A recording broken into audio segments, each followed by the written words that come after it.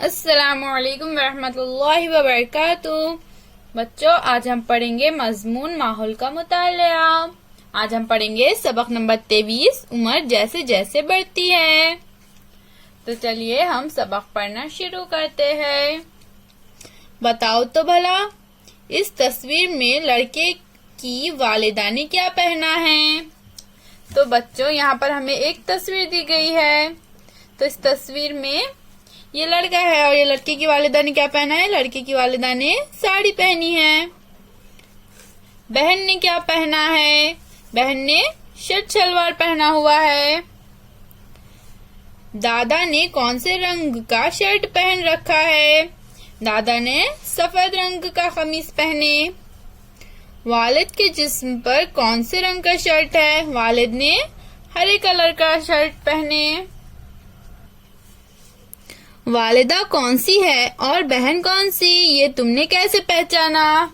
ये तस्वीर में हमने कैसे पहचाना बच्चों? क्योंकि बहन ये जो है वो छोटी है और वालिदा बड़े हैं।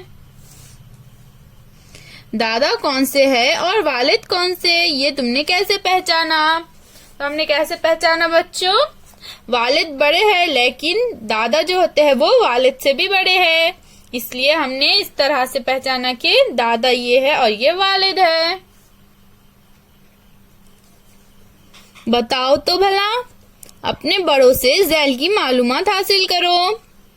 नन्हे बच्चों की गर्दन कब बैठती है? तो नन्हे बच्चों की गर्दन कब बैठती है बच्चों? तीसरे या चौथे महीने से नन्हे बच्चों की गर्दन बैठना शुरू होती है। छोटे बच्चों के दांत कितने महीने से निकलना शुरू होते हैं?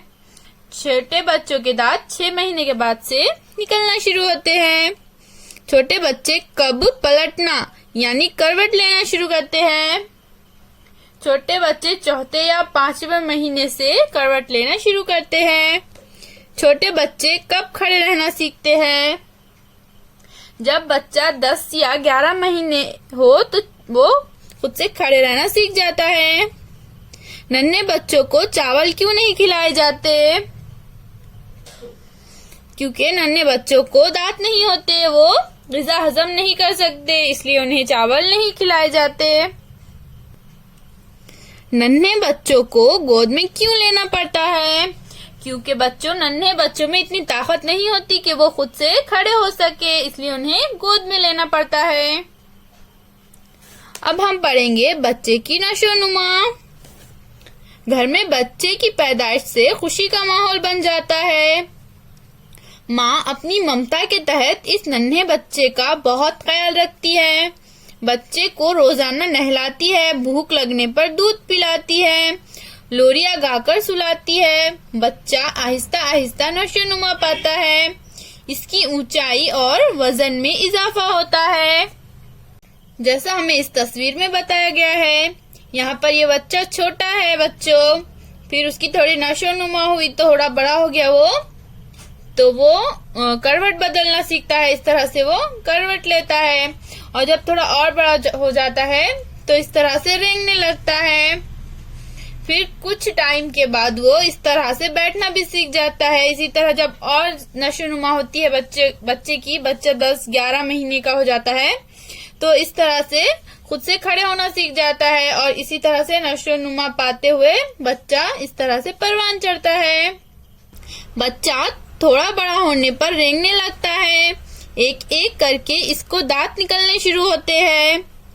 वो खड़े होना सीखता है। इसके बाद वो कदम उठाना शुरू करता है।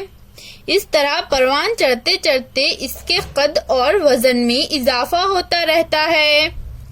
बच्चा पहले माँ को पहचानना सीखता है। इसके बाद वो घर के दूसरे लोगों को पहचानने लगता है। दूध के साथ साथ दीगर ग़िज़ा भी खाने लगता है। माँ बच्चे को दूध और चावल खिलाना शुरू करती है। आहिस्ता आहिस्ता वो बोलना सीखता है। लड़का हो या लड़की, नशोनुमा के जमाने में कुदरत दोनों में कोई फर्क नहीं करती और बड़ा होने पर वो बच्चा नहीं रहता।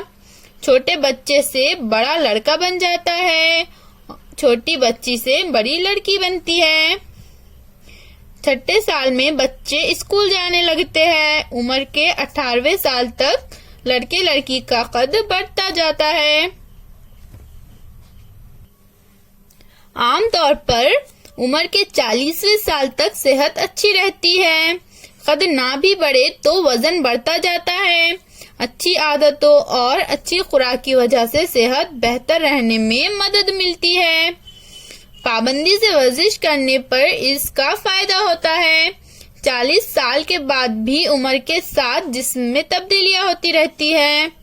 आहिस्ता आहिस्ता आँखों को साफ नजर नहीं आता, बाल सफेद होने लगते हैं। बुढ़ापे में जिस्मानी ताकत कम होने लगती है, कानों से ठीक तरह सुनाई नहीं देता, यादाश्त कमजोर हो जाती है, दांत गिरने लगते हैं, नींद कम हो जाती है और मुख्तलिफ किस्म की बीमारियां होने लगती है।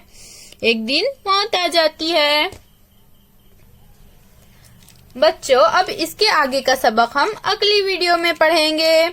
फिर मिलेंगे। अल्लाह हाफिज।